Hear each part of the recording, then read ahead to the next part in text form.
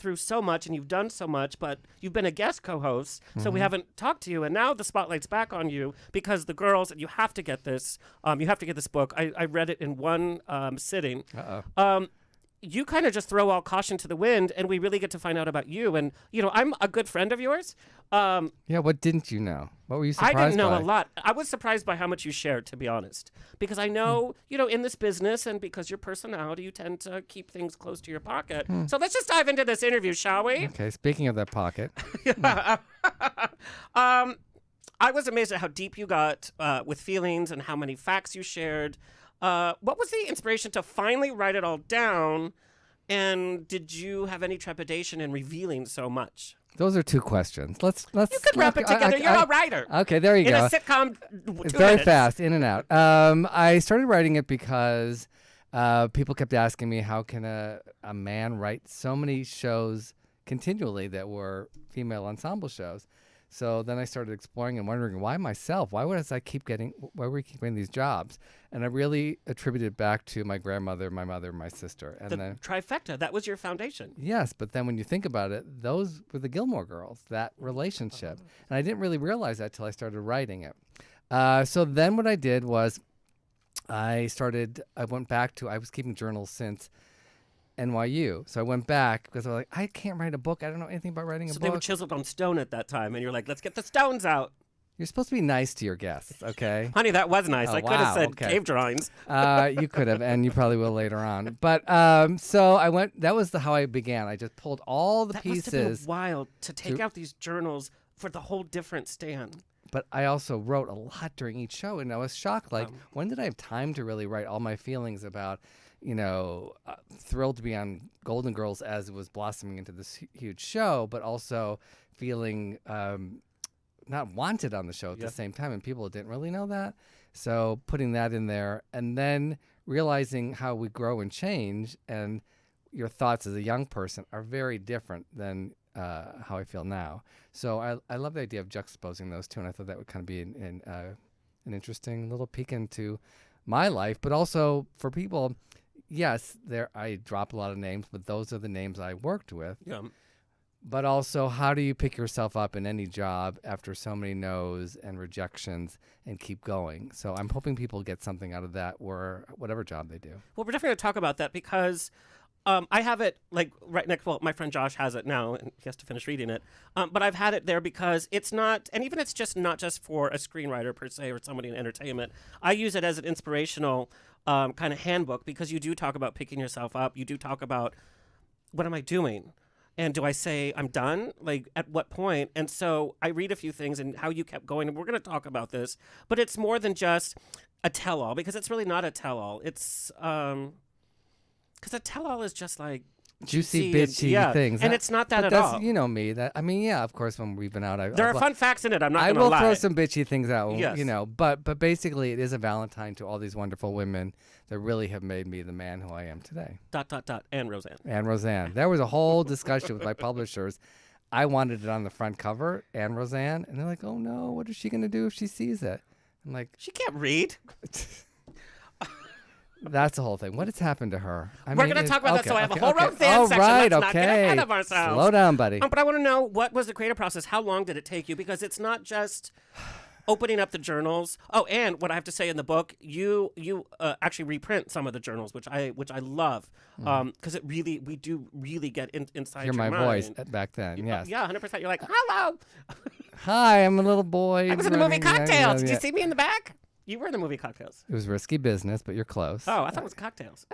I think you're on topic here with... True or false, Tom Cruise was flirting with you?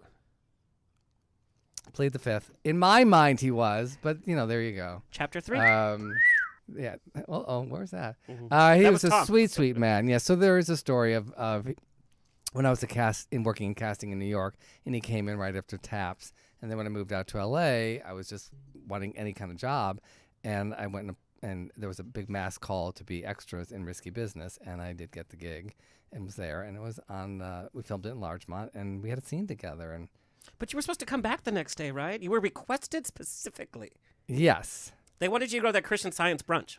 They wanted me to go to the house party, but they told me, but you'd have to be naked. And me in my craziness and my body shame, I couldn't do it. Mhm. And I said I couldn't do it. Isn't that like? And then in my mind, I went, Tom Cruise asked me to be naked. You know, Oh, of yeah. course. There you go. That But should have been the title too. that's my next book. He probably had nothing to do with it. But I mean, we did talk, and then they did come up to me and ask me to come back the next day and shoot there.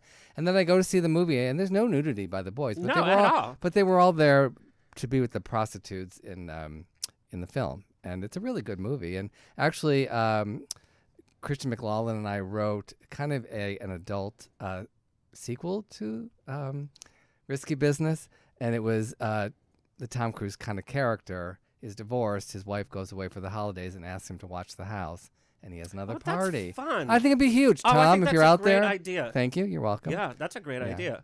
Yeah. I got tons of them. But how long did it take? And but I wanted to also say it's 7 years. 7 years. Because I can imagine it's not just the reading, like I said, and picking what you're going to pick, but it has to mentally affect you to go back in time, because you do cover good times, you cover bad times, you cover grief, which we're also going to talk about. But that has to take some time for you to be like, I need a breath. Yes, and I was doing other things and directing a lot of plays, and you've been a huge supporter and had my cast on your show, and I thank you for that, because in L.A., it's just hard to get any notice from any media in this town. Isn't that weird? Support And you have their great theater. actors. You have great TV and film actors in your work. And even people you don't know in my current play, High Maintenance, are really good actors. But unless the town learns how to support theater, I don't think we'll ever be really considered serious theater, even though we're doing really great work here. Anyway, so oddly, COVID helped me because I was stuck in the house to really focus and first get a publisher with the help of Kristen Carroll, who you know and sends your love. And really, if it wasn't her, I wouldn't have the publisher. But then, because I was stuck in the house, I found a spot in my home that I didn't use. And funny enough, it was my dining room table. You would think you would use it, but I never go in there. So I just got that I've only been invited to your house once, so I wouldn't know. And I wasn't allowed in the dining room. You were there. You're like, can you take your shoes off and take out the trash That's on your way not true. out? That's No, not true. no, I'm People kidding. keep their shoes on. But I'm not. No one is allowed to drink dark colored alcohol, because that would be fine. Yes, you can have House that. of Love cocktails. It's clear. Perfect. And yes, there we go. Yeah. RuPaul. So I found this spot, and I just said, okay, I'm going to sit here at this time during the day. For writers out there, it might be helpful. I think that's so important for a different project to put yourself in a whole different mindset. And have what you need right there. So I knew I would like, okay, I'll have a double espresso, and it was nice and warm, and have my little spot and very cozy, and just be away from phones and things and computers, and just focus on writing a little bit each morning. Because I was used to writing with, and still am, writing with a partner. Yeah. So when you meet together, you are together. You have that time period where you're going to write from, 10:30 to 4, whatever. But when you're alone, and you hold somebody else holds you accountable. Yes, but who I did have accountable were all the Gilmore Girl fans. So right at one of the early fan festivals, I mentioned I was writing a book, and of course everyone was like, "Oh my God, I can't wait to read it." So every year they would say to me, "Where is it? Where is it? Where is it?" I'm like, "I'm sorry, it's coming. I'm working on it. I'm working on it." And then I finally last year got to have the first book release with them and share that. And having your own space, too, I think is so important for when you need to leave that work there. So you don't take it into your bedroom. You don't take it to sleep with you. You're able to be like, okay. Although I do sleep with my computer, and I do a lot of work in bed. You're not supposed to. I know you're not supposed and to. It's Mental Health Awareness Month, and they said that's the worst I do thing some of my best work in the early... In the bedroom? In the early hours on my computer. Because you're on Grindr. On your computer? Anyway, they made it web-based for they have for older generation. Like people. Well, there I go. There's 2 hours wasted. Yeah. So I do emails and stuff because in the mornings because East Coast people and stuff like that, and then I do have the time to write. But then during COVID, I just sat down and did a little chapter each day and kept moving and moving and moving. And what I tell writing students, because I have also taught a lot of sitcom writing classes, just get to the end. So it's just like, just get to the end. I'd outlined where I wanted to go. No, you fill it in all along, but then, because the blank page can be really scary for any writer. So just get to the end, and then you can rewrite, which I did. But, don't get stuck in trying to make each, like section perfect. Yeah. Just move to the end, and then you'll smooth it out as you go along. And I've also heard if you go back and rewrite what you just wrote over and over again, that's the worst thing too. It's just like move past it. Move past, keep going. Yeah. So I knew that you had done acting and that you were interested as a kid, but I didn't realize how much acting you had actually done. There's pictures in the book of you in Wizard of Oz. You did a lot of children's theater. At 7.5, you were accepted to this. You were the youngest person in this summer theater camp. program at Cranbrook Theater School in Michigan. Oh my God! Oh my God! I can't believe you put that up there for people to see. And he's been that was their dresses since. That was their Christmas card. Were you the town so crier? honored. I was. I played the town crier in Oh my God. Cinderella. Look at us. No wonder there's that. And I blew that horn. I'm sure and you it did. was they laughed so hard because the horn you can see is like a little bigger than half of me. Was that horn 23 years old? All right, next topic. Here you go. No, Has but anybody acting- ever walked out on your show? Should I be the first? I think I ended a show early. Why? It'll be in my memoir, The Okay. Boys. Oh, was a man that walked out on you? It was. Typical. Now I remember. Yeah. Okay. But acting was really, you really wanted to do it, and you did a lot of theater growing up. I did. But then when I went to New York and after NYU, I studied to be an actor. Yeah. And I auditioned to get into NYU and did Circle in the Square Right. program there. And then I auditioned, actually, it was all in the book, but why are we giving it away? No one's going to buy it now. Because it's But- little tidbits. Tidbits, okay. Breadcrumbs. So I went to my first audition, and I was for a page at in Washington, D.C. It was an ensemble. And I went in, and my face was literally like shaking. I was so nervous. Yeah. And I thought, the people watching me, they must think that there's some aneurysm or something going on. I did get a call back, but I didn't get the part. They didn't make the show. But that made me think, possibly this is not my path for acting. And But you had spent so many years. I on the know, but stage then and all that. I slightly pursued it. And even when I came to LA, I got an agent. He happened to be blind, but he still loved the way I looked. I don't even have to tell a joke to it. Okay, no, the joke just tells itself. Yeah. Have I got a part for you? Yeah. Have you read it? Nope. But all of the scripts, all of his notes, I went to a meeting with him. They were all in Braille. He must have had an amazing assistant then, because it's not like they sent out casting notices in I Braille, know, especially yeah. back in the Yeah. 1800s. Yeah, It's it like, was. "Dee-dee-dee, Yeah, dee-dee-dee." I made my writing partner. He wanted to see a scene, and I was like, "I'm sure you do." But so we did a scene from Bosom Buddies, and we went in there. We did the scene. Anyway, That was such a great sitcom, by the way, Bosom Buddies. I remember watching it as a little kid. I wonder if it holds up now, as far I as bet it's as far so as politically incorrect. yeah. I mean, even the premise, The premise is just, misogynistic, making fun of the drag community. Yeah, 100%. I mean, the whole thing. I mean, even like For the Tootsie. time, I it saw was Tootsie charming. recently, and it's There's a lot of issues with yeah, that. and it's funny because when back then the movie was considered classic, and now you go. Oh, And we've yeah, talked about, wow. well, it's really done a lot for LGBTQ representation in terms of, being in a women's Not like putting RuPaul House in of Brady Love. Bunch movie. Now We're- that that's was coming up. all right. That's coming up. We're not there yet. That was a good Stanley. transition to. No, I know, okay, but we have okay, a lot to go okay. there. So I want to talk about these New York years because young kid from Detroit, like suburb, it must have been such an exciting time. But scary, But like a subway. Like that I would adds- never been on a But subway.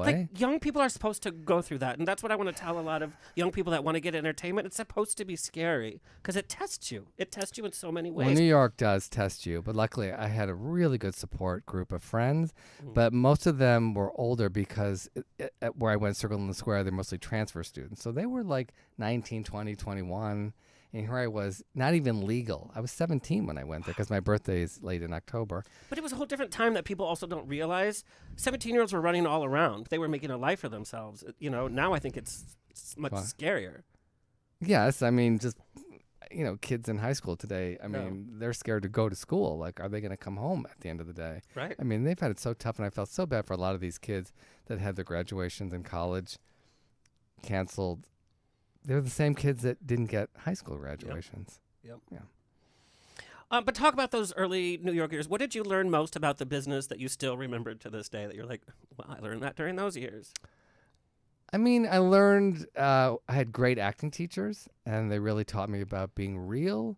And it was Stanislavski and the method, and I got to go see one of the last classes that Lee Strasberg taught. I mean, that's amazing. Yeah, that I was even in a room that he was in. So that was cool. So I use a lot of that in my writing. So my writing is very character-based. And I didn't know that was going to happen, but it really comes from the truthfulness of the character, and not just jokes, but the truthfulness. And that was what I was learning at NYU as an actor. Well, and I think when we look at the Golden Girls, especially that first season, it really was about their characters. The best season, yeah. Honestly, what shows start off with the pilot being hilarious and people, having that be Susan the Harris foundation? created a great pilot with Right. wrote great characters. And then when you put those specific actors in those parts, it just became magic. But the jokes weren't cheap and they weren't just like setups, they were character based, like you said. Before we get into the girls and the celebs, I want to talk more about your core foundation, leaving that trifecta, your sister, your grandma, your mom. That must have been scary too. But then you also came into your first kind of like real relationship then too. Well, first it was just the first sexual experience, and it was totally embarrassing. And again, it's in the book. I made him take me into Washington Square Park and say he loved me before we did anything. Some things don't change, do they, Stan? No, still. So of course, that's going to be in the second memoir. The next morning, he did not love me, but it was a wake up call. But at that age, and like how sweet that you needed that kind of because we foundation. grow up on romantic comedy movies, and we think that's real life, and it's far from it. But also, I didn't have gay friends really. It wasn't that experience. We were all in the closet back then. So to have openly gay friends say, this is how it is. And it's like, oh, wow, okay. Yeah. And then I was at Studio 54 and then had my first real boyfriend who was very good friends with Andy Warhol. And suddenly I was going to Studio 54 feeling like a total imposter. I mean, here was this guy who was... But everything went in Studio 54. Like, wasn't everybody not accepted? some gawky Jewish guy with a Jew fro and... Can we see this fro again, oh Tony? Oh, my God. No. Oh, my Jesus, God. I told you not to put that up It's like the Jackson 6. Look how cute I was. What happened? Anyway, I really wanted to play Jesus Christ in Godspell. That was my dream role. But like a hot musical. But I can't sing, so... Can you not sing at all? No, I wish you could I even could. like talk sing, like I guess Richard I Burton. could do like My Fair Lady Yeah, thing. yeah, I could do that. Okay, yeah. Actually, I would love to play. Okay, here, bring the jokes on. I would love to be Fagin and Oliver. Oh, I can totally see that. Yeah, I could do that. Yep. Well, I Pick don't a know if you pocket or should be two, around yeah. youth, Yeah. but okay. Okay, there you go. So he would. One day he's called and said, "I have Andy Warhol's limo for the night. I'm going to pick you up at the dorm," and took me. Doesn't that blow your mind right now? Like just talking about what you're talking about. But at the time, I didn't even really know who Andy Warhol was. That's probably better. You would have thrown up all over the place. Probably. Yeah. But I knew it was really special to get there because I had gone with, everybody was started going there in college, and I knew a lot of people didn't get in, and so I was lucky to have someone that would bring me in. But he was very East Coast, Park Avenue money, and came from a very well-known name family, and I didn't understand why he liked me. Yeah, so I went to that place. But I'm really glad I had that experience and got to see that side of New York City at that time. Well, and you have to get the book. You're actually part of Andy Warhol Lore? history. Yes. Yes, you are. So get the book and you'll find out exactly. But if you're a fan of Andy Warhol, look at some of his stuff. You might see a fro running around. I went looking because I had some stuff online, seeing if there's that picture of me somewhere. There has to be somewhere. There is. He took at Studio 54, yeah. Yep. So then you made that decision to pack it all up, and it's a really sweet story about how you drove all the way to Los Angeles. Now that in itself, with no real anchor, it's not like you had okay, you're going to do the show and you're going to, you're hired. Well, I didn't drive across country. I met my mom in San Francisco. My brother was living there, and he let me... Cross country to me is San Francisco to Yeah, Los okay. Angeles. That's a long drive. Well, especially with the parents. I Trust got me, rid I've of my done New it. York apartment and flew there. And remember thinking, this is the beginning of a new life. I didn't How know. scary is that, though? It was very And scary. how old were you? 21, And 22. and how much money did you have in the bank? Not very much. Yeah. But I had my brother's car. So met my mom in San Francisco. He lent me his car for the summer. And this was the beginning of June. We drove down. We stopped at a little motel, and Dreamgirls was up for a Tony Award. Wow. And we watched it on this. I have to watch it on this little black and white TV in San Simeon, I think. And it was like coming in and out. Like, Mom, I don't care. I don't care if it's fuzzy. We're watching Dreamgirls. And that was the last show I saw in New York before moving. It had just opened, a huge hit, and I could only afford standing room only tickets. And I stood in the back and watched this amazing show with, Jennifer Holliday and Cheryl Lee Ralph, again, full circle, who I ended up getting to know and working with. And Arnisha Williams, who also... Arnisha Walker. Walker, Yes. who played all three of them at one point. In as different well. companies, Yeah, yes. yeah. So then coming down to L.A. and staying at a friend's house who charged me like $100 to rent a room.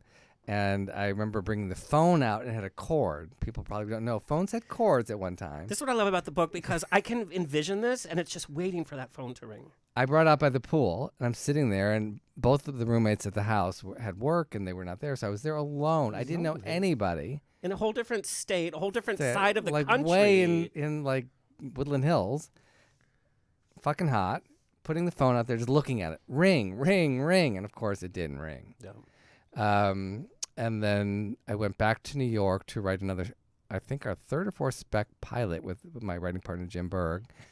And oddly, we were there, and he said, "Oh, I got tickets for this new show on Broadway that had just opened. It was a big hit off Broadway and just moved to Broadway. And I got tickets, and it was Torch Song Trilogy. And we got to see in the third act of it was this little fantastic woman. In her big breakout role. Estelle Getty, yeah. And there she is. That was from my 30th birthday party. She surprised me. I mean, I invited her, but I didn't think she would come. And, we had a very special little relationship. Doesn't that just give you the chills about how many things of your life have come full circle? I don't know if it's just my life or people's lives or you get old, but there have been so many. And I like when they come around, and it's just like it's almost like the world or whatever you believe in, a God force, just going like, ding, yeah, I got you. Here you go. Okay, you got that. Now you can go on to the next one. And it's really beautiful. It's like, it's almost, I talk about Amy Sherman Palladino, I know, jumping around, that she plants little seeds. I just saw this now on Gilmore Girls, and I love how she story tells, that maybe my life has been that, like those little seeds planted, and then now like, whew, here we go. Yeah. I want to back up just a little bit.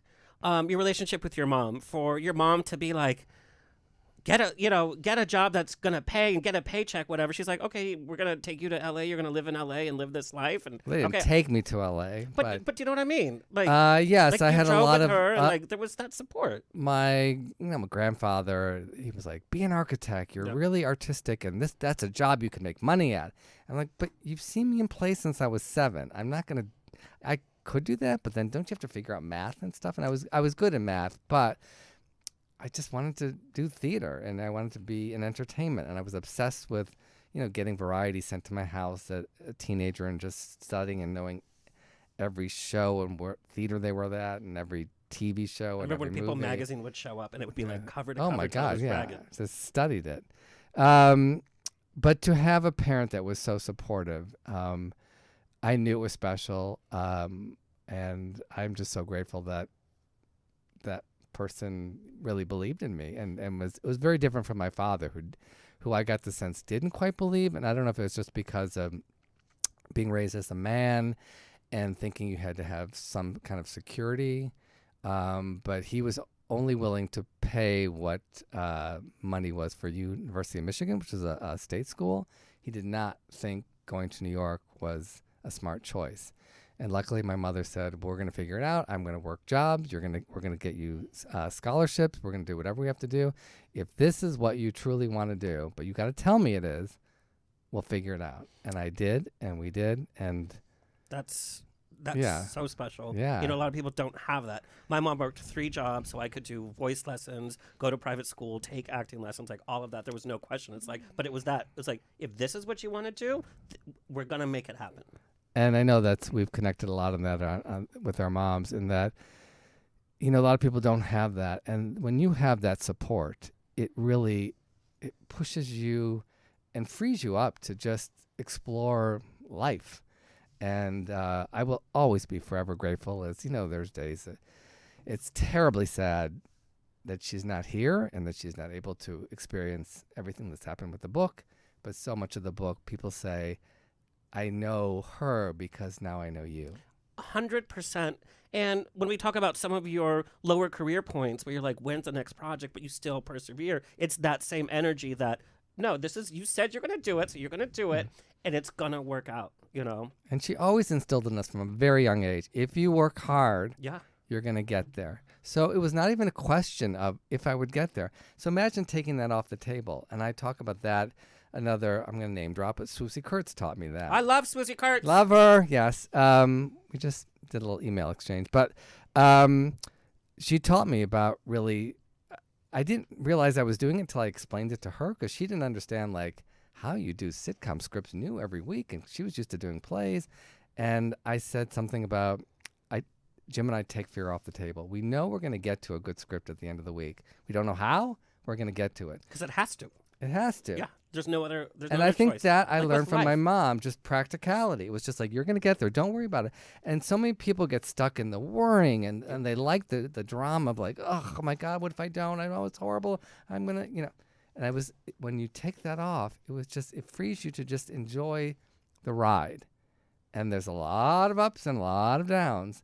But it's like, you know, and I talk about it in the book about almost being on, you know, one of those crazy things in an amusement park, you know. What? Stanley, it's a carousel or it's a roller coaster? It's a roller coaster. Oh my but God, they have, you couldn't remember a roller no, but coaster? they have other things. I don't know, they're called roller coasters. Well, all those things, Cyclone and shit like that. But you know, you're like scared to death to go on it. But then you ride it and you scream and your hands Let's are up go in back the air. again. Yes, that's what everyone says. Like- Everybody always wants to sit next to me because they think I make funny noises. You know, when I'm doing. You're making funny noises right now. I don't know Okay. what you had for lunch, but like, I had a very nice meal, thank you. what yes. was his name? Okay. No, but like seriously, and this is what we learn, and you do share some of the low points. And I think it's so important for us all to realize that we all share these kind of moments. So what was a low point you saw in there? Like you just feeling defeated because you weren't getting called, you weren't getting projects, and you had this loneliness. And what I have to say, a screenwriter's life is lonely because we think that you're in the thick of it, hanging out with the actors and all that, and you're kind of not. You're working on your material, you're having to rewrite overnight, or you're having to work on a spec for free, and there's nobody around you like cheering you on. And even when you do, like Golden Girls, I mean, how amazing we look back, but it's like nobody was there. Like, you did great. You helped Nobody. You helped make the show popular. No, they didn't even It's give like, us. next. Yeah, they didn't really care about us. And that's took so us for lonely. granted. And every show you work on, no matter how big a hit is or how many years you could be writing on it, I mean, it ends. And then you're back at the employment line and you're looking for a job. And so there is no security. And had I been an architect, maybe there would be. Yeah, but would you be happy? No, I mean, I just love the work that I do, and that's why I love getting up every morning and exploring where it's going to go. And that's why, like, read the book because it'll inspire you. Like, no matter, like, if you have a shit job right now, one of the funniest moments is when they kind of gave you almost a closet for you guys to work Oh, the Brady in. Bunch movie? Yeah, and you're like in a closet. But look, we have the Brady Bunch movies. We didn't care. We were at the Paramount lot, Yeah. and we were locked back in the closet, and then Betty Thomas would come in, and we would pitch the jokes, or we would read her what we had written, and she literally fell on the floor laughing, and we're like, oh my God, we made her laugh. And then she kept going, go more, don't worry, just push the limits. And we're like, okay, here we go. And then we could write all that crazy, Jan Marsha rivalry, and it was so Sure, fun to Jan. do. That meme, sure, Jan. Thank Lives forever, yeah. Thank you. But when we saw the casting of Christine Taylor and Jennifer Lee Cox, who were so hysterical, Yeah. and they had, and I mean, that's just the characterizations that they created. We just kept saying, all right, just keep writing towards that, right towards that. Yeah. So it was really one of the best jobs we had. We were locked into, because we came on as a fifth set of writers, we couldn't change the set. So they would just say, okay, we have locked in this location, but you can change anything in the scene that you want. And we're like, okay. And we just kept pushing. And that's why it's such a crazy movie, but I think it still stands up today. Oh, 100%. And Gene Smartin is in it, by the way. Yes, she is. Hacks. She was so wonderful. This new season of Hacks is the best. It's amazing. It's hard for me to watch just because I did all that. So as a writer, it's very difficult to watch. Really? I had that same thing with The Comeback. I so appreciated it and love the actors. But it's like, it brings out the PTSD of like, Roseanne screaming, or a certain actor I won't name throwing a script towards my head. Yeah, that happened. But yeah, they're doing great work, and Gina's so fantastic. But there's a couple lines in the film now where like I don't think we can say. She does a line about a Brady sandwich is with the two Brady boys. Yeah, I remember. Yeah, Yeah. And we thought that was funny, but I mean, don't know. the audience was thinking it anyway. Yeah, that's right? true. We had right? our Brady There you go. fantasy, especially that movie. But let's talk a little bit about, because you're responsible for bringing RuPaul in as well. Yes, that's in the book. How that happened. That is in the book. But there's this theme early on. We think Golden Girls is this big gay show. You really had to be in the closet. And so you were enjoying the success. You were watching Golden Girls in West Hollywood, and you were seeing the takeoff of this. Then you have to go into this writer atmosphere. And, we think of Golden Girls fondly, and we think, God, it must have been everyone was having fun, and we're all like enjoying very this. progressive. But it wasn't that at all. Mm-mm. And you were in a room with not friendly, older, white, male guys that you had to hide your life from. Mm-hmm. There were women there, thank God. I'm Winnie Hervey, who's African American. She was great, and there was another woman there. But yes, Whit Thomas were the producers, the non-writing producers that were there, and they knew the stakes were really high. And as the ratings went up, they even more so. So they sat in the room, and they wanted the best of the best jokes. And we knew that they didn't want us on staff there. So again, it's in the book. Why? Because they had a writer that they wanted, and so they had us both write scripts originally, which we didn't know any of this. So we both wrote freelance scripts that they paid us for.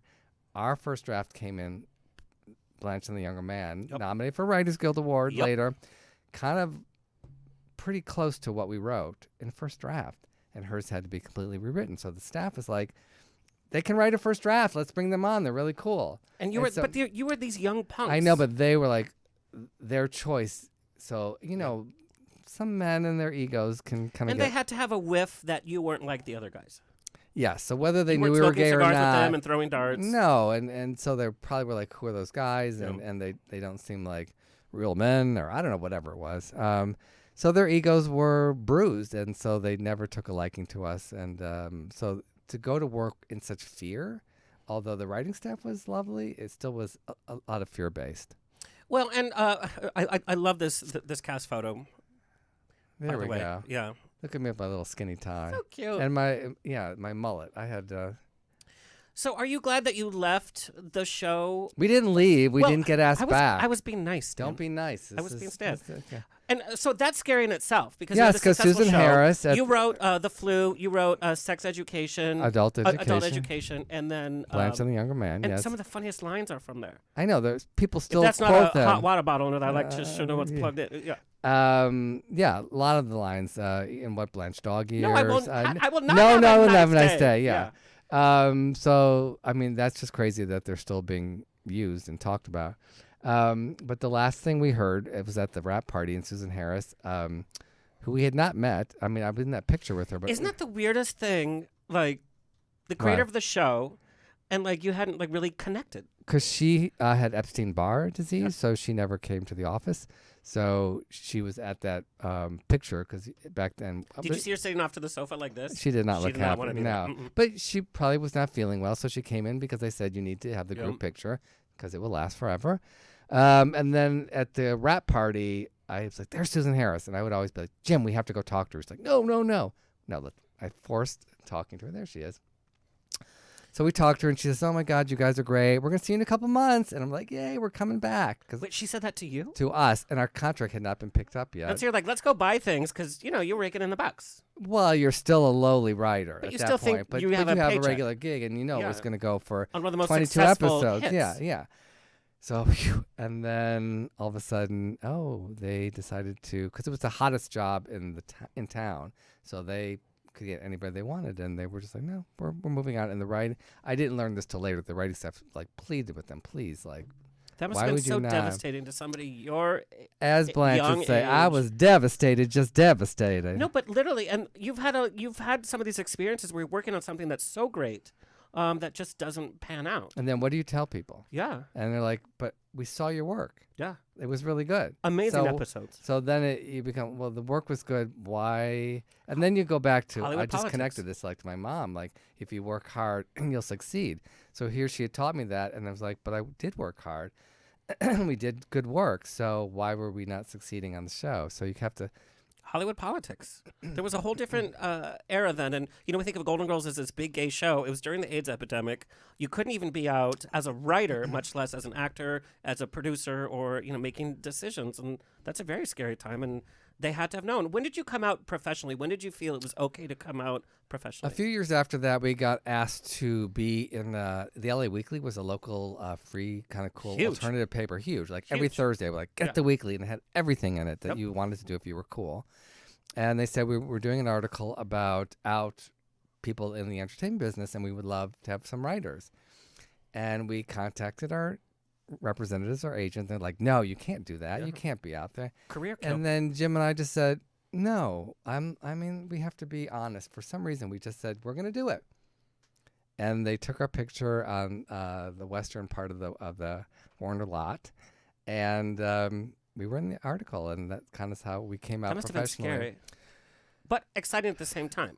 It was exciting, and then at the same time, then we were, I think, in like Out magazine, and many magazines started covering that story because there hadn't been writers that were willing to put their face out there. And part of the Golden Girls. And the Golden Girls, yes. And that story of people were kind of shocked that you had to live your life in the closet on that show. Okay, we're going to talk about Roseanne next, but before we do, this is something fascinating. I thought I knew industry lingo. So all you entertainment people out there, all of you people writing your web series or your scripts or whatever, can you talk about some of the kind of shit jobs that you have to do as a writer if you're not, like, on a show? Certain terms, like, so you write things on spec, which... Mm-hmm. And I didn't know that this was culture, and it's being talked about more because since the writer's strike, writers that haven't had to do this since the beginning of their career are now having to write scripts on spec. So there's writing stuff on spec, there's punching up a script, there's ghostwriting, and there's other stuff, and a lot of it kind of goes uncredited, which is crazy to me. You could write like that the Brady one famous Bunch. Yes. So because of some stupid old WGA rule, they only credit the first 4 writers, and it was very upsetting to us because so many of the lines were ours. Well, they had to bring you in to kind of save it. Well, you don't bring in the fifth ring of writers. It was a brilliant concept of keeping the Bradys in the past, but in the real world today. I thought that was great, but then I read the script and I thought, but they're not mining the craziness of the Bradys. And it's like, why are there no bathrooms? All that crazy stuff, or Carol pouring like sugar and sugar and sugar and sugar. That was all our stuff. It's like, just go with it. And so they and Mike's long stories. We kept doing a lot of long stories. So all that crazy stuff was fun, but I didn't understand. And even the producers asked the Writers Guild to give us the credit, and they arbitrated, and they were like, no, they didn't change the structure. They have some stupid rule that if the structure is the same, you don't get credit. And to me, in the old days of Hollywood, they used to have at the end of the movies additional dialogue by. Yep. Give us something. Yeah. So the only people that knew that we did these are the memes that are still going around today. I was forwarded you something. I'm like, guess what's here? There it is. My mother knew we wrote it, and the people in this town knew, so we got offered a lot of rewrites on TV shows, going to movies, that kind of stuff, and we got a great career out of it, but we lost a lot of money in residuals because our names weren't on it. And just be fair. We wrote on it. We should just be credited. So I didn't quite understand that. But yes, we did have to, even after all that, we had to write another spec script, and we wrote a Roseanne spec script. So this is just for people that don't know. Writers are writing free scripts based on shows that they're not staffed for. Yes, to show that you can write existing characters. So it'd be like you pick, I want to write for Star Trek, so I'm going to write a whole episode, not getting paid, based on the show, and then it just because you have to reinvent yourself. Like, but we end up in a trash can. But we loved Roseanne. We had passed on the original on season 1 of the show, and then when our agent said, "Yeah, you guys should probably reinvent yourself." Why did you pass? Because at the time they wanted us to sign like a really long deal, and we were being offered a lot. Like each season, we were being offered like 5 or 6 shows. I mean, it was just the hot boys. It was crazy. Yeah. From going from nothing to that. Yeah. So that was a little wild.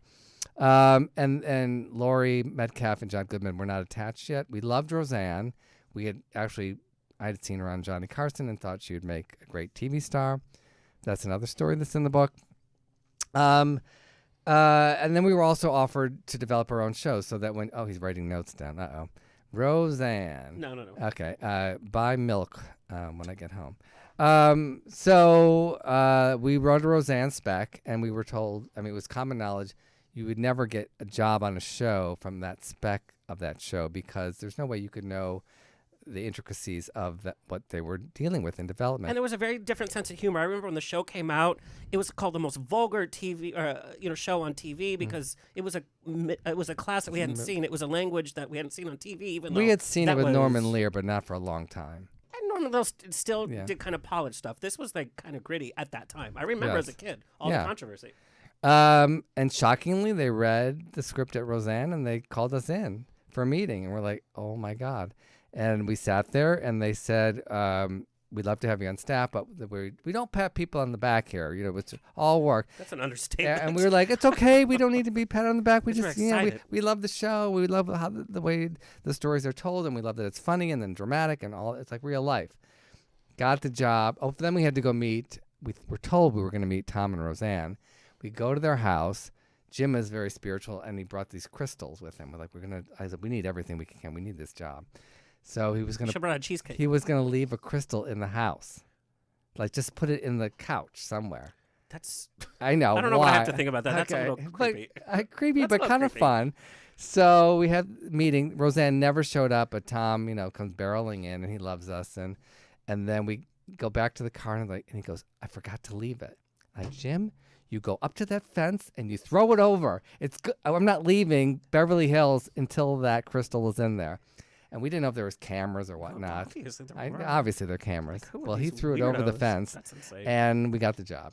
And they did not pat us on the back. And it was, again, another staff job that was just fraught with just a lot of difficult times. Here's it's a shocking fact from your book, and it's 100% true. In fact, you still have the T-shirt. She wouldn't even address you guys by names. It was number. They thought it was a joke, but they thought it'd be easier to fire you if they could just point to your number on your T-shirt. So you had to wear these shirts with your number? No, we didn't. They did the joke in the beginning, and then I'm trying to build up your book. And then in the beginning, and you wore it on CNN. So what? I did wear it on CNN. Yep. I should have worn it tonight. I've only worn it, I think, on CNN, and then I wore it on the strike. We did a Roseanne reunion strike, and Tom Arnold comes up, hugs me, knocks my espresso on the shirt. I'm like, great. But if anybody's going to knock it should be Tom Arnold. No, it was just by accident. But that's the second time that we've knocked something. I went to his 5th year sobriety party. That's in the book. And he hugged me. And as I was hugging him, I was holding a glass of Perrier. It was a sobriety party. And the glass of the green glass of the bottle knocks Hugh Grant's front teeth. What? He was standing next to me. I don't know why. I just went to hug Tom. And I hear clink. Yeah, that's what I did. No wonder he's in a bad mood all the time now. And so I just was like touching Hugh Grant's face, going, I'm sorry. But I'm touching. Quite right. So cute. I was just like, he was beautiful. Then? Yeah. Anyway, that was my Hugh Grant story. Did he sing Oompa Loompa after? No, I haven't watched that. I think he's so good in it. I think that would haunt me. He's so good in it, but it's a little haunting. Okay. I want to talk about the projects that got away. And we don't understand, for everything that we see, there's so many great projects that never happened. There's a show that you worked on that just never saw the light of day. It was such a great premise. Also, you worked on a musical with Priscilla Presley. Yes. So much so that you went to Graceland and spent with some Priscilla. time there. Yes. Can you talk about that and what happened in the musical? It just never saw the light of day, but it was her story. We had to go in and pitch it. And, she was this young girl that went into this crazy life with him. And then, I don't know if people know it, but Graceland was falling in despair. Yeah, it was it was a mess. And it was really her, after she was divorced from him, that she went in there and she's like, no, let's turn it into this huge thing. So that became our bookend. We started with this funny, big, brassy Southern tour guide, and then it went back into her story. Yeah, it would have been really good. That. And using all of his money, and we spent some time in New York with her, going to Broadway shows, and we went to Graceland with her. We were supposed to go to Graceland with her. It's in the book. And she chickened out at the last minute. It was too intense for her to. Do you blame her? We wanted to go upstairs, which the tour is not allowed, but she was going to take us upstairs on a private tour at night, and she just said it would just be too creepy, and she says that she can still sense him and smell him Yeah. there. I mean, it's a lot to think of that, to go back in that space. But she was so lovely, and I met Lisa Marie at one of Priscilla's birthday parties, and just a really cool lady, and I would still love to see it happen sometime. You never know. But you've had this opportunity with many females. We go back to this theme about females. We know that Priscilla is very guarded for good reason, for very good reason. But you were able to Elvis told her, because remember, he brought her to America. Her family was overseas. His father was in the army. And he said, she had to finish high school there. And okay. Yeah. So he said, people will like you because you're in my life. So be very careful. So I think that it comes from that. But you gained her trust, and you gain your trust with a bunch of these people. Let's talk about Gilmore Girls. You were told not to talk to Lauren Graham, and there you are, building a relationship with her. I just saw her, and I went up to her, and I was just very excited, and I had not really watched the show until we got the job, and then for a weekend, I watched 4 seasons of it, and I was like... I was going to say, how do you get that patter down by not having seen Well, we show? talk as fast as we have been today. Coke. House of Love Cocktails, It's House of Love Cocktails, it does. Doesn't look like I do Coke. Anyway, so I just was so in awe of her and of her beauty, but her talent, and I mean, just the connection with that role that I just was like, I have to go running up and talk to her. And she's by her truck like Lorelai smoking a cigarette, and she's like, "Oh no, you're gonna get fired if you talk to me." And That's the weirdest thing. Why wouldn't you want your writers to be so connected to the actors? Some producers are like that. I was not. When we finally got our show, it's like, no, I want the writers and cast and the crew to all we're a family together. I want people to be happy when they come to work, and I think that's important. Going back to Golden Girls, I think it's so amazing you wrote such amazing scripts. And it's not like you were sitting there with B. Arthur like, let's talk about Dorothy, whatever. It was not that at all. It was like... No, I mean, I talked to Stella a little bit, and Rue would talk to us, and she was the one that really challenged us to challenge her character. So I always respected that she kind of gave us that life lesson.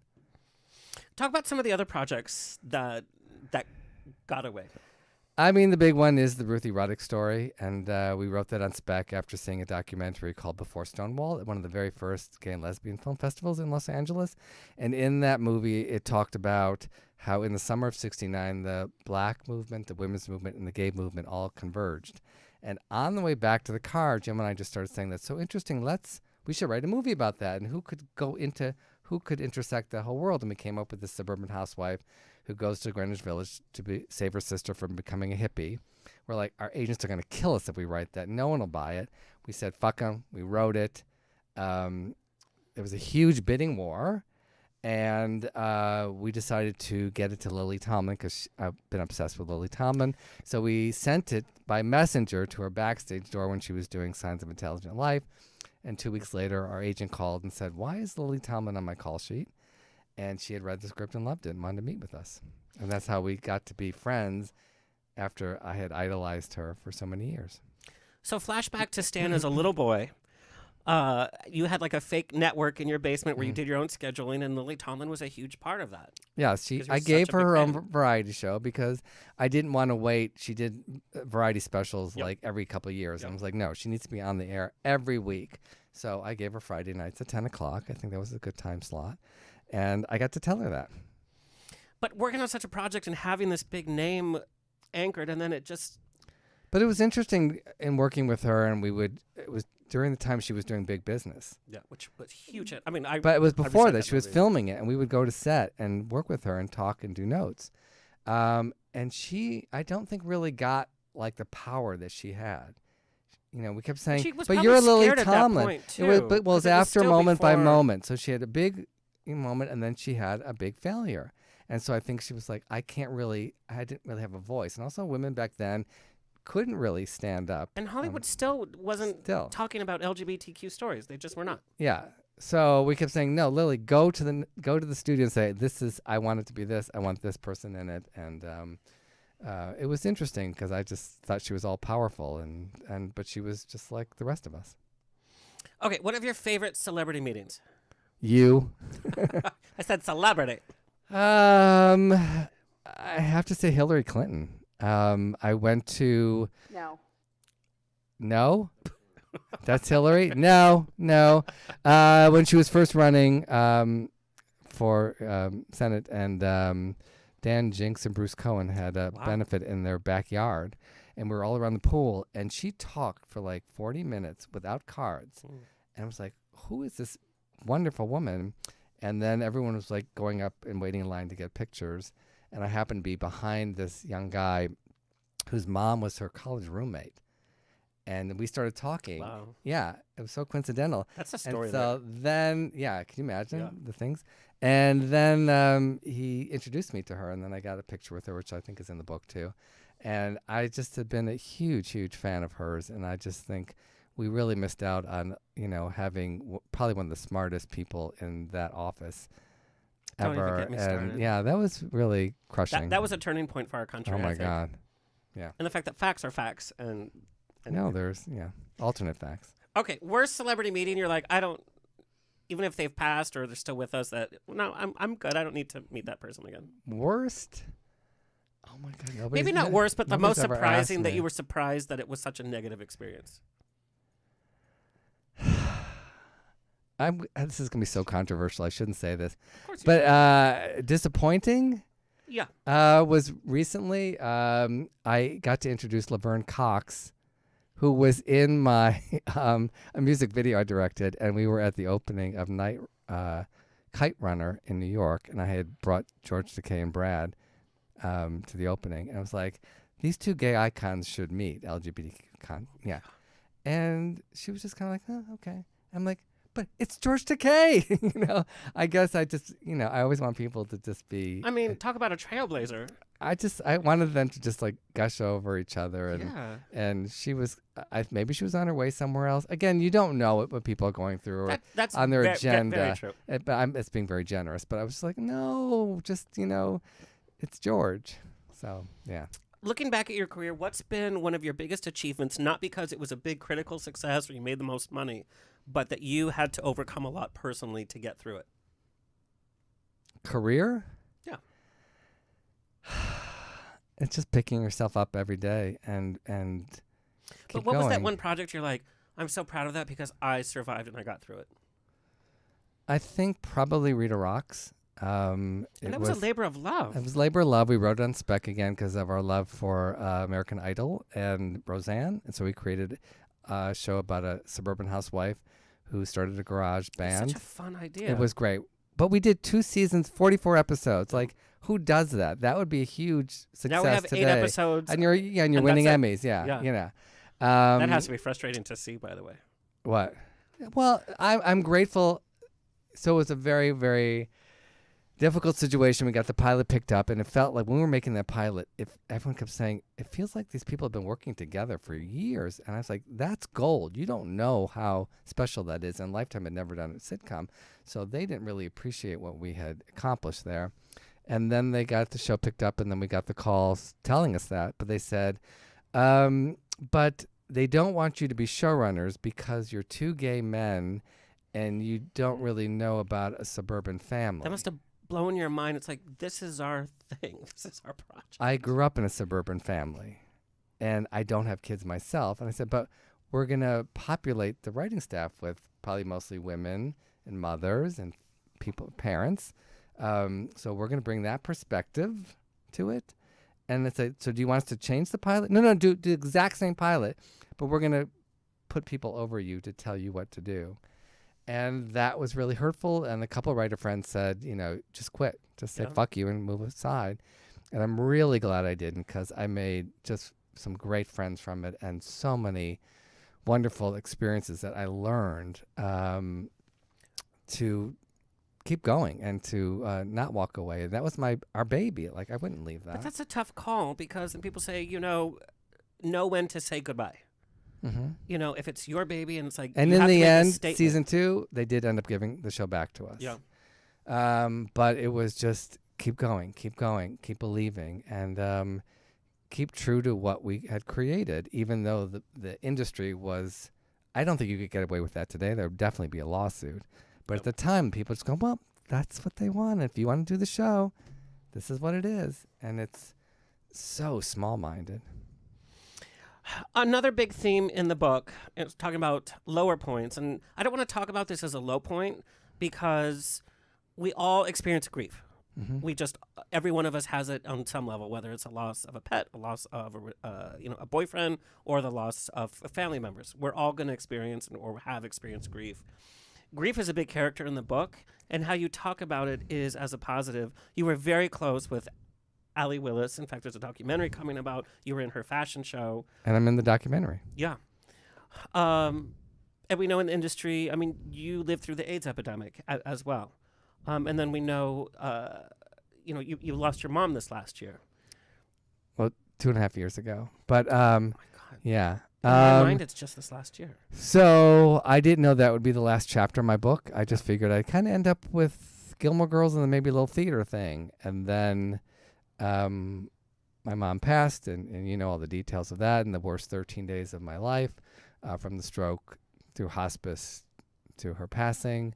And then I was like, if I'm being really honest, I have to write about that. And I journaled during all that because I didn't know what else to do but come home I couldn't sit in the room with her. It was, even the hospice worker was saying, Stan, you have to leave. You're just too emotional. So I kept writing in my journal, and I put all that in the book, and I'm hoping people can get something of that. I'm still learning about grief so much, and I know you and I have shared this with your mom's passing. It's, sometimes one step forward, one step back, but I wish I had known more about the natural passing of your body in death, and I'm just learning that through, thank God, TikTok and watching doulas talk about how your body shuts down. I just didn't know, so I thought, I'm starving my mother to death, or if she would only just eat, she'll come back to life. That guilt. And we dealt that with my grandma. They took her off food, and she lasted for 7 days, my grandma, and it was that guilt because you don't know. And even though you end the book with that, it's such a positive, and I want our audience to realize that because you talk about it in a very positive way. Because, people don't know what to say once you say, I've lost my mom, or you've lost somebody so important. People don't know what to say, and a lot of people end up saying something that's just very cliche, but they want to be supportive. So, Yeah, so you have to kind of like go, okay, that's where they're coming from. But I mean, initially, and I'm sure you might still feel this way, my first thought was, I don't want to live in a world without my mom. To be honest. Well, and even you and Allie had become such close family as well. And I also lost a good friend, Julie Silverman, sassy. So it was like 3 in a row. It was just 3, again, strong women that were my support system. And like, how am I going to, do I want to go on without them? And it hits you hard. And it is that decision. But like your mom taught you at the very beginning, you go through it and you keep on. And I think... But you have to, too. No, 100%. I'm doing the damn show. You are doing the damn show, but your mom was such a light, and you were so lucky. You wanted to share your life with your mom, and your mom wanted to share with you. 100%. And that there was never a separation. It was like, these are my friends, this is my world, and she was so accepting. I don't know about you, but the one thing I did learn before my mom's passing was, if there's anything you want to get off your chest or apologize or anything, and I was like, we don't have anything. We don't have any issues. I don't know if you felt that way. It was just love. And I could just give her love and say, and I remember at the very end, I said, I know I'm a writer. I should come up with something better, but go towards the light. Yeah. That was all I could come up with. And a couple hours later when I went home, that's what happened. And again, it's turning into positive. And some of these cliche things do make sense. Like, she's in a better place, and but as I say now, because she would always come to my plays or my tapings, but now she has the best seat in the house, and she does follow me everywhere, and someone did a reading for me, and if you ever want that, I can connect you. It's really intense, but I tried doing tarot last week, and it was too much. Oh, okay. Yeah. I have someone really wonderful, but she saw her in the moon, and now every time the moon comes out, and it did right before coming here, and I thought, go see Alexander and share some other love. Well, it's funny because before I was calling my Lyft to get here, you know how the phone puts together like, oh, here's your portraits from whatever. Mm-hmm. And so for our viewers, my mom used to be here in the studio, and she used to get the drinks for our guests, and she would always give me notes, like literally be like, I have a few notes. Like, she was a tough cookie. Yeah.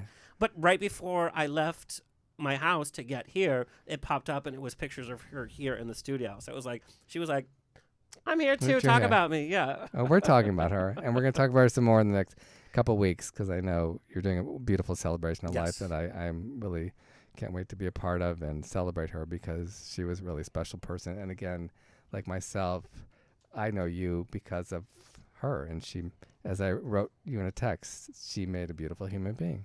Thank you. Thank you. But in this industry, we always have to put on our front face. In fact, I had no clue. You and I were doing a show in Palm Springs, and I didn't realize that your mom was so sick. She was in the hospital with a stroke. Well, I didn't want to upset you, and something I learned when we were doing an episode of Golden Girls, Blanche and the Younger Man, B. Arthur's mother had passed, and she said they went to her and said, we should cancel it because you're grieving. And she said, no, the show must go on. I come from the theater.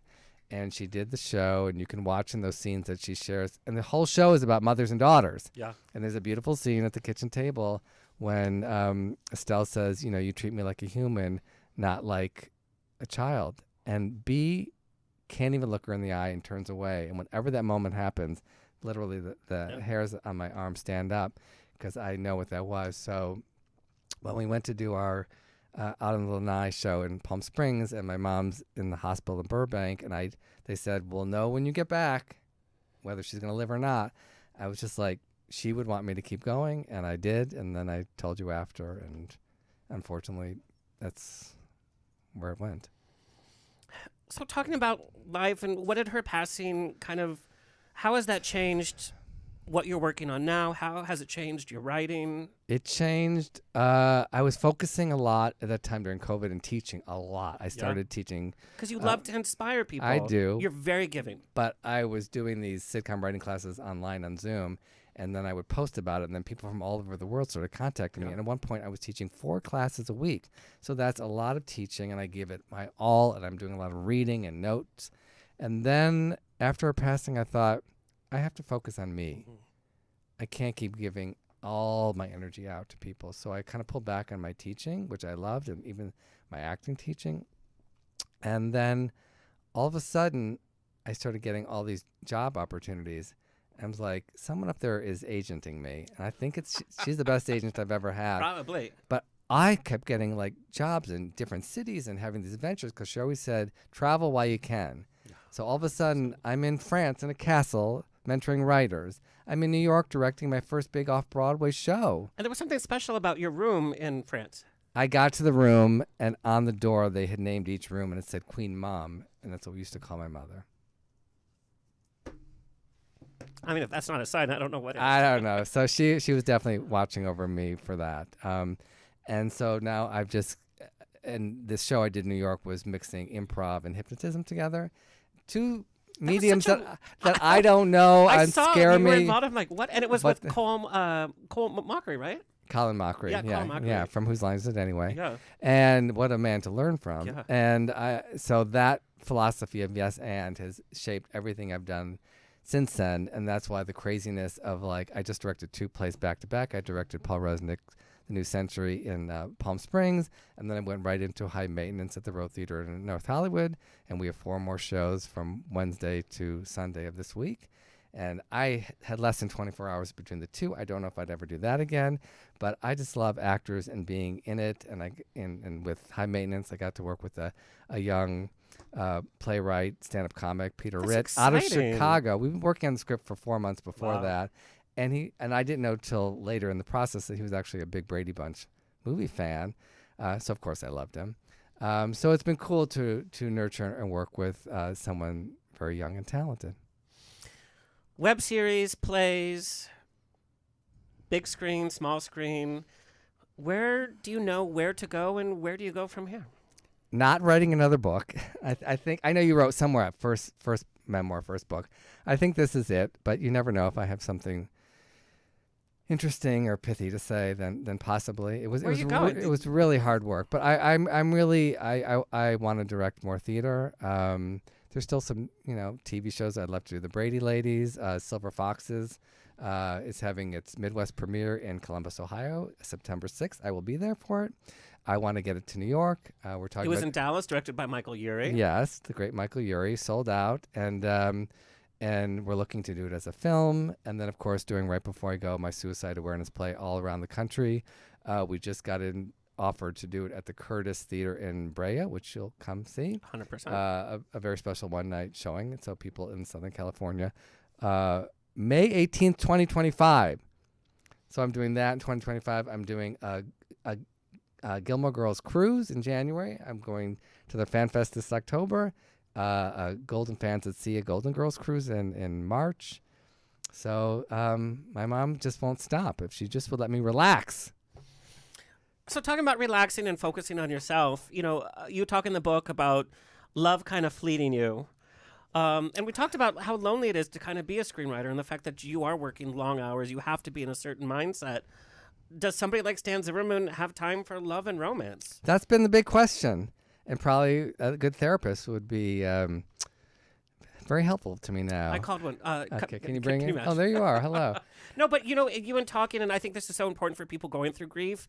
There's no right way to get through it. Mm-hmm. And 100% you should focus on what you need first. You don't have to answer to anybody else of how you grieve or what you need for yourself. Because it can be anything you make of it. I mean, if you want to just shut down, that's okay too. And it could be a wanna day, watch a Golden week. Girls 24/7? That's okay You too. that. Or if you want to go out and see a lot of friends, and it can change literally hourly. See a lot of friends. There's a wink, wink. Yeah, but it's whatever you want. But it's important to check in with people that love you and take that in, I think.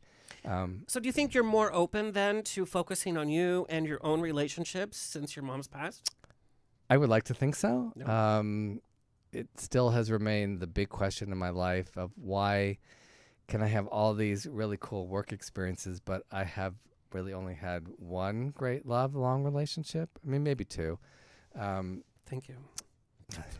Don't start stories. Yeah, but it is funny because every time something good, I still want to text my mom because she would be the first person.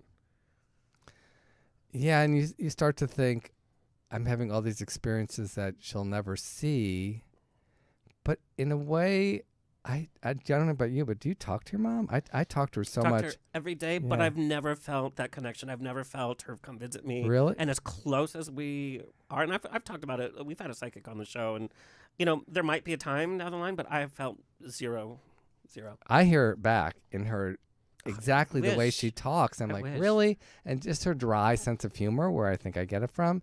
I'm like, yeah, she answered me. If I just ask it, it does come back. I would, of course, just love 5 more minutes seeing her face. Yeah. And, she had dementia, in the few last years. And so it was hard to see the fading of her. And I felt really selfish that I just wanted her there longer. But she always said she did not want to live a compromised life. So I knew I had to let her go. That was her wish. I mean, the fact that I even got these last few years, I don't think she would have wanted, but when you're there, it's a whole different ballgame. Yeah, and that she still could come to my plays and meet my friends and have all those. And I knew that when I would see her, her face would light up, and there was, 100%.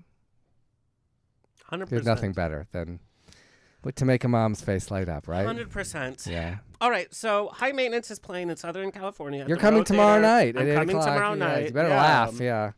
It's about AI? Yes, it's a really cool show. Which is a hot topic in Hollywood. Of course it is. That's why I thought it was really good to do. So it's about a high-maintenance actress, not that I would know anything about it, from a TV series, and she kind of burned some bridges in Hollywood. So she goes to Chicago to do a production of A Doll's House opposite a male robot. And it really gets into how do you act, how do you make a robot more human, and how do you... The better you are, the more emotional you are than they do, but then you get pulled into it. I think it has so many connections with just even when we're dating. Yeah. So I saw it really like it's kind of a love story, and it's so sweet. And the women that come to the play, I mean, they make audible noises during it, like, and it's really so sweet, and it's really funny, and it deals with theater, but it does bring up the conversation of will AI replace us? I feel ultimately it can never replace the heart, and that's what I bring to my work. I feel it it can't replicate my heart. I don't see that happening. And I think that's kind of important to delve into. No, 100%. But I also think AI has taken leaps and bounds in such a short time. It does make me scared. Yeah, so it's really funny. So I thought, you know how they have pre-show announcements? I had this idea, said, what if we have AI create a pre-show announcement? Really funny. Well, now you won't be surprised tomorrow. Oh. So we I'll act surprised. we literally say at the beginning, this announcement was written, I love that. created by AI. So I love, and you will see AI, the projections are all AI created. I really wanted to figure out where we can get along and where we're fighting it, and you'll see it throughout the production. So it's a really cool play. And talk about like a moment in like technology history. You know, it's like doing a play about the dawn of the internet. We look back and we're like, oh yeah, that whole thing. Where are we gonna be in 20 years talking about AI? You know, and it's so funny because at night I have a habit of going through TikTok. There have been so many TikToks about robots, and they're really, I mean, those crazy things that deliver the food, which those are freaky. But there's very human-like robots now out in the world, and you see them being asked questions and they're answering it. So as much as we think, oh, that's kind of far down the line, I don't know. It could be around the corner. All right, Stan, we are heading into Pride season. What's your message to your fans? This Pride season. Pride season. Love yourself before you love anybody else. And that's, you know, something I'm still working on. Yeah. And I don't think that journey ever ends. I don't think we ever get to the point where like, I'm done. Yeah. I can't love myself anymore. Yeah.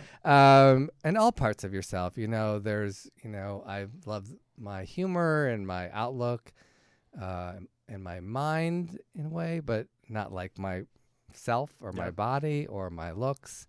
And this goes way back to your early acting days, like you were talking about. You know, we as gay men have so many things that were wrapped up, and I think our younger generation is getting freer and freer, and that's very happy.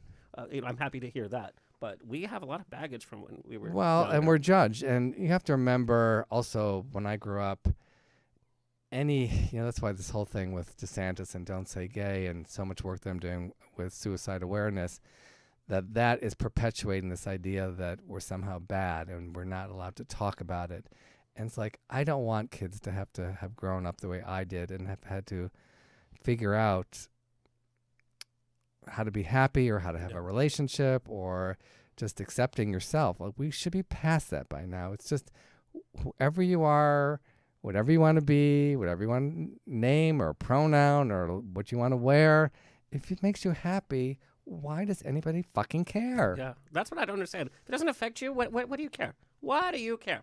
Yes, if you're against gay marriage, don't marry a gay person. Yeah, and stop messaging me on Grindr. Well, there's that too. Yeah, go to the South. Okay. Stan, tell everybody where you want them to find and follow you. ZimmermanStan.com. Please message me if you've... I have to hold the book up? Yep. There you go. But also let me know, like, if you've watched Gilmore Girls with your mom or Golden Girls with your grandma. I love hearing stories about that. It means so much. As writers, we don't get to meet people that were affected by our work very often, you know, because we're not a known face like actors are. So I love hearing the stories. What about Golden Girls? You know, I grew up in Golden Girls and I love Golden Girls. And as a gay man, I've watched the reruns year after year. My mom didn't even watch Golden Girls until she got so sick that she couldn't leave her room. And so the thing, what's on TV all the time? She was reciting the lines better than me. At that point. In fact, she was totally put under her last day, but what was playing in the hospital room was Golden Girls. But she became a bigger fan than me because that was her companion for her last year. Was Golden Girls 24/7. That was always on. I was like, Mom, even I was like, can we watch stop, turn it off. Yeah. Can we change it to Designing Women?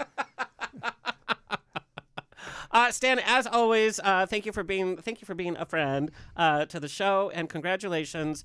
Get The Girls from Golden to Gilmore. You can get it wherever books are sold. You can get it on Amazon. It's such a great read, and there are some really great pictures in here as well. And leave a nice review on Amazon. That'd be nice. Yeah, come on. Just so I know. Yeah. All right, that's it, folks. It's always a grab bag of fun here on The Rocks. A big thank you to our engineer and station owner, Tony Sweet, our social media clip editor, Alexis Mendez. Thank you, House of Love Cocktails. We probably said a lot tonight, and because everybody say love, please like, share, subscribe so we can continue bringing this fabulous programming coming your way for free. Until next time, stay happy, stay healthy, stay sexy, and if you drink, stay tipsy. This has been another episode of On the Rocks. Tweet me Find everything On the Rocks for free at ontherocksradioshow.com. Subscribe, like, review, and share. Until next week, stay fabulous.